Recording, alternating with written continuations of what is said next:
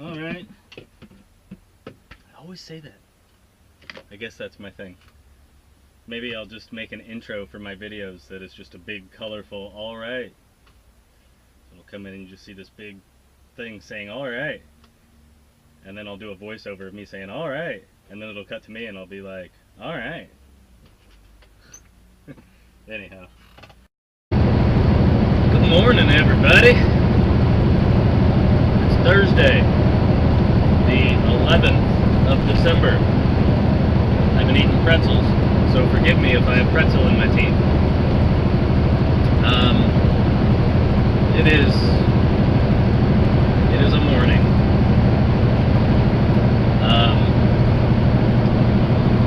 So this trailer was in the yard already loaded. I think I mentioned that yesterday. So I just had to hook up to it and tarp it. It was already tied down even with some of... There's a mechanic that basically works in our yard. And so it was already tied down with some of his straps, because since it was a tarp load, it had a big sheet of plastic covering it, and then a bunch of tarps over that to hold the plastic down. So when I went to hook up to the trailer, I saw it already had straps, so I asked dispatch, hey, can I just use these straps and bring them back? And she said yes. So I just had to tarp it. So I tarped it last night, got it all ready to go. Then I went home. Then I came back to leave this morning in the wee hours of the morning. During my pre-trip, noticed that one of the tires on the trailer was low. It wasn't flat, like there was some air in it, but it was low. So there's a few truck stops on the way out of town, so I stopped at a truck stop and I put some air in it. Figured we're good to go, right? So I drove a bunch of hours. 4 or 5 hours, I don't know how far it was. Then I stopped for fuel.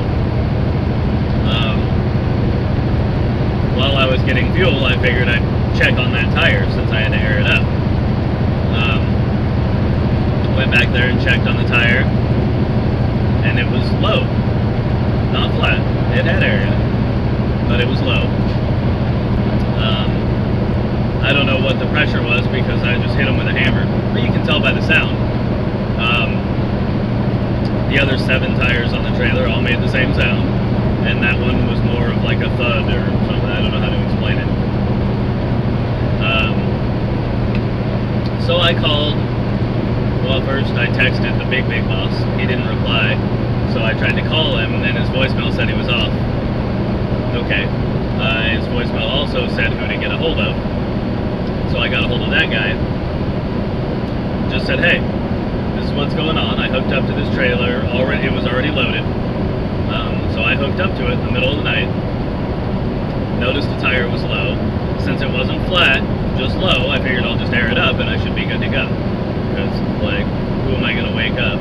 You know, it's very early in the morning. So it's like, if I can take care of it myself, I will. So, stopped and aired it up. Drove and drove and drove and drove, stopped for fuel, checked it again, the whole story. Told him basically what happened. Said, I can either keep just stopping and airing it back up, I'm fine with that, I don't really care, or take it to a tire place or whatever. What do you want me to do? I don't mind, you know, just keep stopping and filling it up every now and then, because it wasn't leaking. Like, it didn't go flat after all those hours, so it's a slow leak. I could probably have filled it up one more time, made it all the way to my destination. Still been plenty fine, because I was well over halfway there. And then maybe had to fill it up. Excuse me. Maybe had to fill it up one more time. Maybe 2, all the way back. So I was like, do you want me to stop and fill it up you know, a couple times, or what do you want me to do? He said, no, just find a Les Schwab and have them see if they can fix it. So I go to Les Schwab, I like Google where's the nearest Les Schwab, and it just so happens it's like 2 miles away. So right on, I'm right by Les Schwab. So I go there and get there right as they're opening, actually a little before they open, but they were there. So pull in there, go out there with the guy, and so he's like, what's up? So I brought my hammer with me and went out there and was just like, hey, this is what's going on, this is what's happened, see, and like I thumped him. He's like, okay, let me see if I can fix it. So he grabs a jack and he goes to get under there to jack up that axle, and he's like, whoa, and he like backs up. I was like, what? He's like, that tire's gonna explode. I was like, what do you mean? The one that's low? And he's like, no, the other one. So I kind of look in there, and there's a crack inside the other tire, which that one's full of air. It's like, it's fine. I just banged on both of them to show him this one's good, this is what I'm seeing, this one sounds good, this one doesn't.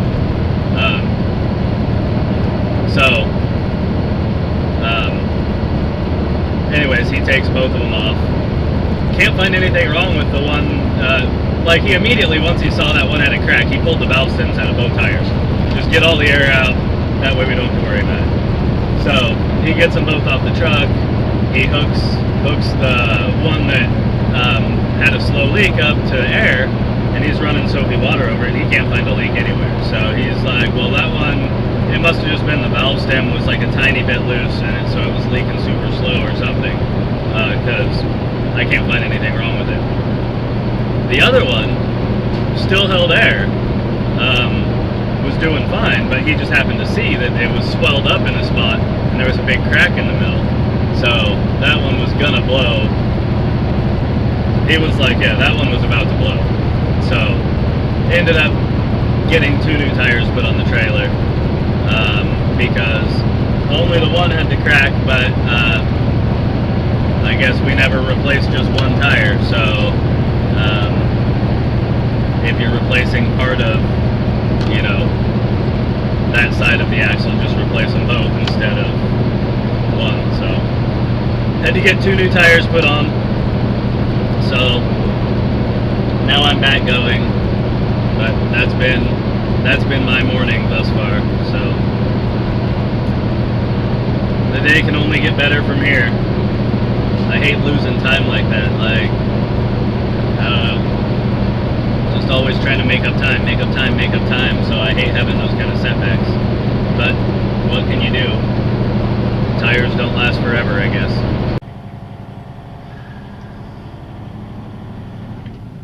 Alright. So, I don't even remember when I recorded last. I think it was on my way to my delivery still. I got there, had to wait a while because there was a couple trucks ahead of me. Got unloaded. Actually, all in all went fairly quickly considering that I had to wait. Then I came over here to my pickup, which was about 15 minutes away, so that was cool. A couple trucks ahead of me, so I had to wait again, which again was okay. What is that? So, I don't know what that is. There was 3 of us all doing the same thing, delivering steel and then picking up lumber.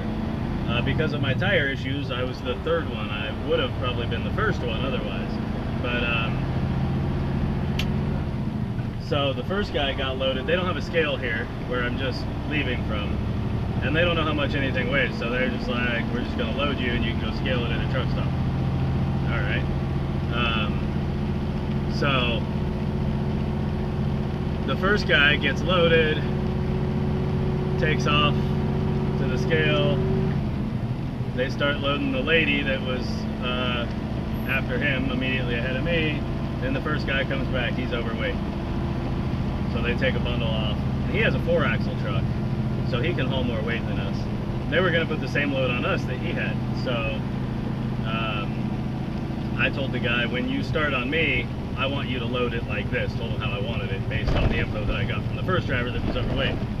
And then the lady that was ahead of me heard that, and she was like, I want mine like that too, move mine so it's like that.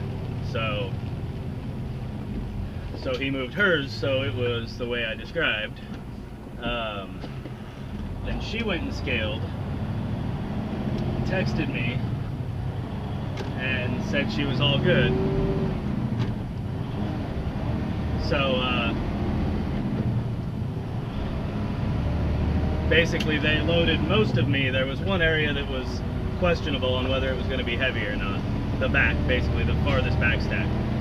So they loaded all of me except the top of the back stack so that they could go either way with it, either one on top in the center or two on top. She went and scaled and she was okay. So she texted me, said all good. They threw 2 more bundles on top of me. I tied it down and here I am.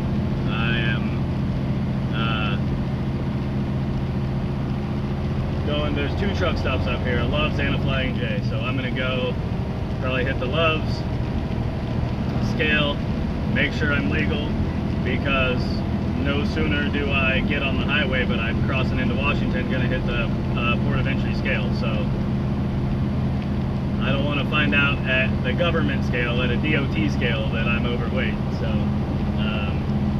anyways, heading to the truck stop to weigh it, and then I'll be driving as far as I can. Yeah, I'll probably, I don't know where I'll make it to. It's hard to say. It depends on, I don't even want to think about that yet, because it depends on what happens here. If I'm overweight, then I have to go back and untie, and they have to move stuff. Hopefully that's not a problem. So we'll deal with what's in front of us first, and that's getting scaled. So I'm only like a mile away, so we'll go get scaled, and we'll see where that takes us. Barely legal, barely. Gross, actually, I'm a little under 2,000, little under 2,000 pounds under 80,000, which is all I can be with this trailer. But I'm like 33,920. 33,920 on the trailer. I can be 34,000, so 80 pounds under. 33,680 on the drives, which I can also be 34,000, so that's 320 under. That fluctuates with fuel, so I'm lighter than that now because I've used some fuel, but I'm going to stop and get fuel in a little while. So, and then I'm like 10.6 on my steers, which I'm almost always around 10.6 on my steers, and I can't really change that. I can lighten it up some, so my fifth wheel slides forward and back, which is how you shift weight from the drives to the steers, or take weight from the steers back to the drives, by sliding that fifth wheel around.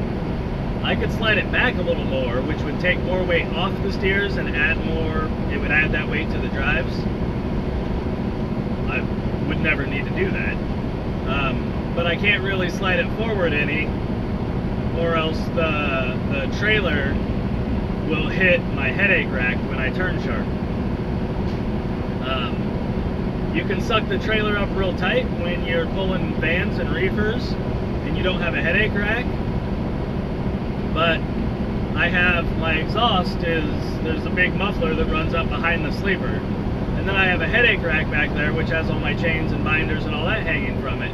Well, the headache rack has to sit back because of the exhaust, so it's a foot behind the cab, and then the bottom of the headache rack at the same height as the front of the trailer is a trough or a big tray for like the chains that are hanging down to sit in and whatnot, and that sticks out another, I don't know, 8 or 10 inches behind that. So basically that part of my headache rack sticks out almost 2 feet behind the back of my sleeper, which eats up a lot of space. that, you know, you could have a trailer swinging in there. So I have to keep my fifth wheel back, which means I'll never be overweight on my steers. If I was to be overweight on my steers, then I'm way, way, way overweight on my drives. So I should never have to worry about that. Anyways, I don't know if you can even see me because it's getting dark. Just in case. Here, can you see me now? You can probably see this either way, huh? So, just heading south. I've got about 86, basically 90 miles till where I'm stopping for fuel. And then, yeah, gonna run for a couple more hours after that. I don't know that I'll record anymore today because it's getting dark. You won't be able to see me. The sunset looks kind of cool. Going southwest, so the sunset is right over there. And all the clouds. It's cloudy where I'm at, but I can see clear sky off in the distance. And off at the edge, it's all pink and red and school colors. So, anyhow, like I said, I don't know that I'll record anymore after this because it's going to be dark. It's been a crappy rainy day, so I didn't get any windshield footage, which I was hoping to be able to. It's actually not raining right now, but it's very cloudy, and I don't know that the camera would pick up outside because the sun's setting. So, yeah, if you like my videos, give them a thumbs up. At least if you like this one, give it a thumbs up. If you have watched many and you think they're somewhat kind of okay, then maybe subscribe so you can get some of this somewhat okayness almost daily whenever I post them. And I'll be back at it tomorrow after the sun comes up, probably. Maybe before the sun comes up. I don't know. You'll find out eventually, I suppose. As long as you watch tomorrow's. So you have to watch tomorrow's so you know whether I record in the dark or not. Whatever. I'm stupid. So, yeah. I'll see you later.